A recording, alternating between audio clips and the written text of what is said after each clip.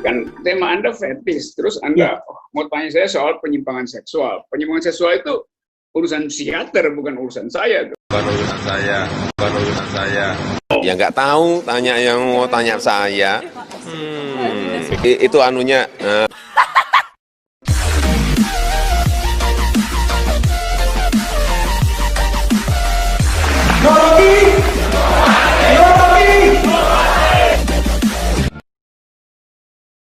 No Rocky, no party. Langsung saja Prof, yang ingin kami tanyakan pertama terkait dengan apakah ada unsur atau hal-hal yang menyebabkan terjadinya penyimpangan seksual ketika seorang akademisi, kaitannya di sini dosen, melakukan penelitian, kemudian itu dijadikan sebagai ajang untuk penyimpangan seksual tersebut, Prof.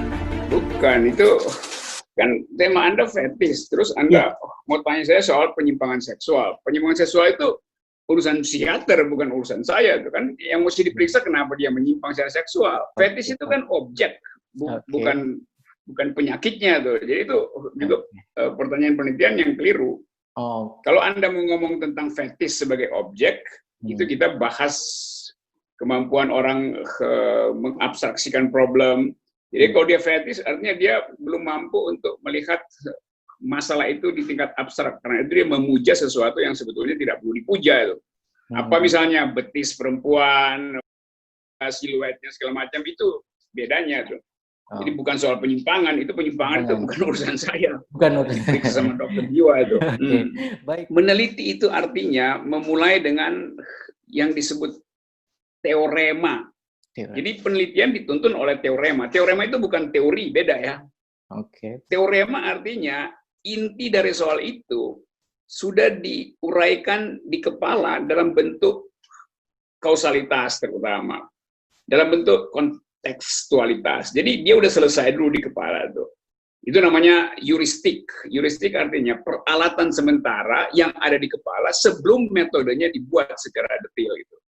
Jadi pertanyaannya, heuristiknya udah selesai belum? Nah, kalau orang mau belajar fisika misalnya, orang nggak perlu belajar seluruh sejarah fisika yang bertumbuh dan berubah-ubah setiap kali ada satu momen di dalam penelitian. Fisikawan itu bertumbuh pada konsep dasar, misalnya gravitasi, misalnya sebab akibat. Jadi ada konsep dasar. Nah, penelitian ilmu sosial pun begitu, sama aja. Karena dia mesti mulai dengan konsep dasar. Sekarang fetis itu konsep dasarnya apa itu? Orang antropologi punya konsep lain tentang fetis. Psikologi menganggap fetis itu adalah kecenderungan pikiran kita untuk mengepung sesuatu sebelum kita tahu apa isinya itu. Nah, itu yang namanya fetis.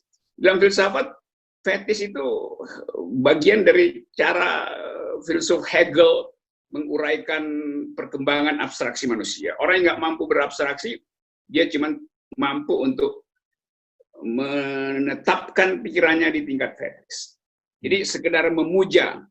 Kan fetis artinya sesuatu yang sifatnya adalah benda, materi, diberi seolah-olah bernyawa. Karena dia bernyawa, maka dia dipuja, itu fetis. Nah, lawan dari fetis adalah reifikasi. Dalam Marxisme, reifikasi justru kegiatan terbalik. Sesuatu yang bersifat mental dijadikan material, itu reifikasi, lawan dari fetisisasi kan.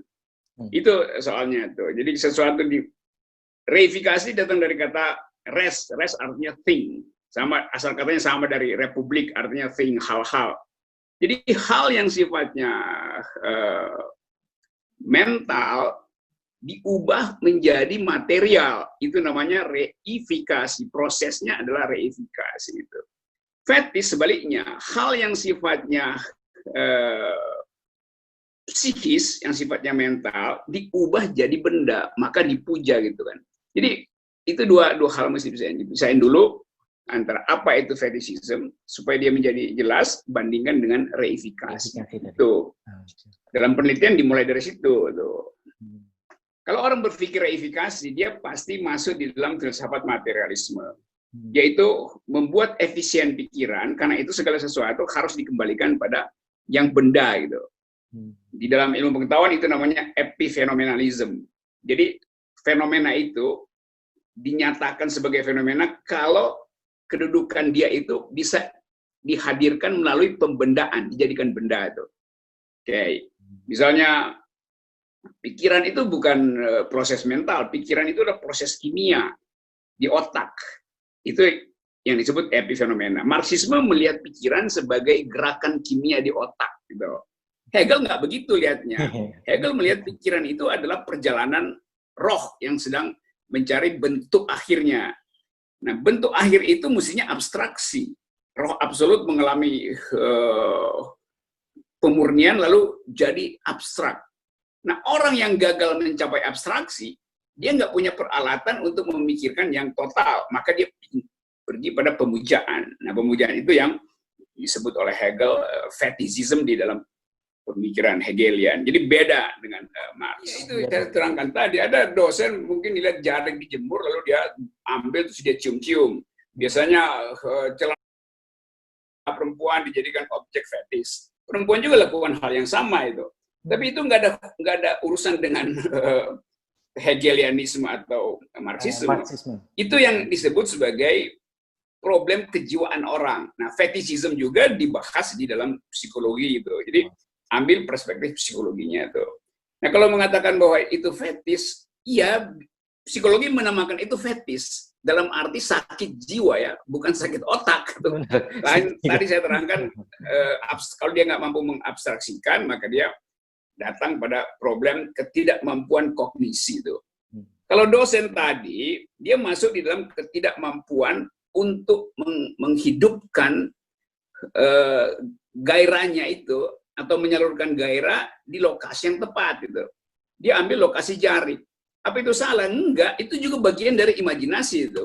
Kalau dia fetis pada jari, siapa yang mau salahin? Enggak. Itu bagian dari dia kan. Anda misalnya fetis pada dosen Anda fetis pada ballpoint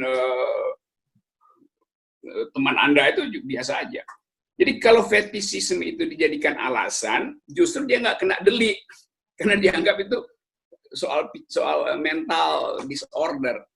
Nah, yang mesti dipersoalin adalah kenapa fetishisme itu berubah menjadi kriminal. Itu masalah penelitiannya tuh. Begitu cara melihat soal. Jadi jangan salahin fetishisme. Semua orang setiap hari juga berpikir fetis kan, tapi dia tidak memaksimalkan itu atau mengambil risiko dengan mematerialkannya dalam bentuk crime. Begitu. Antropologi mulai dengan itu. Antropolog bikin riset tentang kebudayaan-kebudayaan yang eksotik. Amerika Latin, Afrika, Jawa, segala macam. Dan dapat ide itu. Bahwa orang itu cenderung di dalam mentalnya untuk memberi pujaan. Nah, pujaan itu tergantung pada situasi kultural dia. Jarik itu mungkin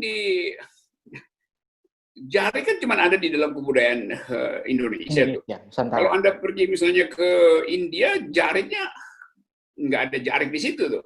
Orang pakai baju sari. Orang fetis pada baju sari itu. Kalau Anda pergi ke Amazon, dia nggak pakai jarik itu. Caranya memang bagian dari perlengkapan busananya itu. Jadi istilah fetis itu selalu saya sebut tadi itu culture matters. Dan itu ada social base-nya itu. Menarik sekali. Jadi psikolog mesti diperiksa kenapa jarik jadi objek fetishisme tuh atau fetisisasi. Nggak ada soal tuh. Nanti kriminolog yang akan periksa kenapa jarik kemudian menjadi objek penyaluran hasrat seksual yang bentuknya adalah crime. Kalau penyaluran hasrat seksual ini dia bisa bikin fantasi di kepalanya segala macam, di kamar tertutup segala macam, nggak ada soal kan. Iya. Tapi waktu dia pindah jadi soal kriminal, maka argumen fetis itu berhenti, orang cari keterangan. Sebab jangan-jangan dia cuma berupaya untuk cari alibi bahwa itu fetis adalah alibi itu, bukan sesuatu yang dia pahami sebetulnya. Gitu. Selanjutnya ingin saya tanyakan satu pertanyaan pamungkas, mungkin Prof, mohon bisa dielaborasi. Yep. Sebenarnya Prof, ada apa dengan pendidikan kita di Indonesia untuk saat ini? Prof. Berkali-kali saya katakan bahwa orang mengejar pendidikan juga di dalam psikologi fetishisme. Karena nanti apa bukti bahwa dia memperoleh rangkaian pendidikan itu ijazah. lalu ijazahnya dia bingkai, lalu ijazahnya dia pamerkan di YouTube, di WA Group. Itu juga fetishism, karena itu ijazah itu kertas doang barang, lalu dikasih spirit, dihidupkan melalui angan-angan. Padahal pembuktian itu nggak ada di dunia ini. Orang cari kerja atau masuk dalam modal scientific review itu dengan kertas itu.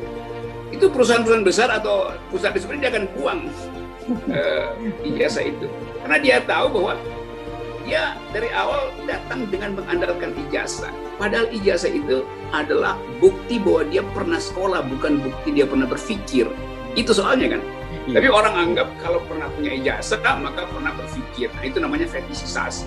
Fetishism juga, itu yang fetishism tuh. Karena memuja benda seolah-olah benda itu adalah pikiran, padahal itu ijazah doang. Dianggap kan sebagai legitimasinya begitu, Prof.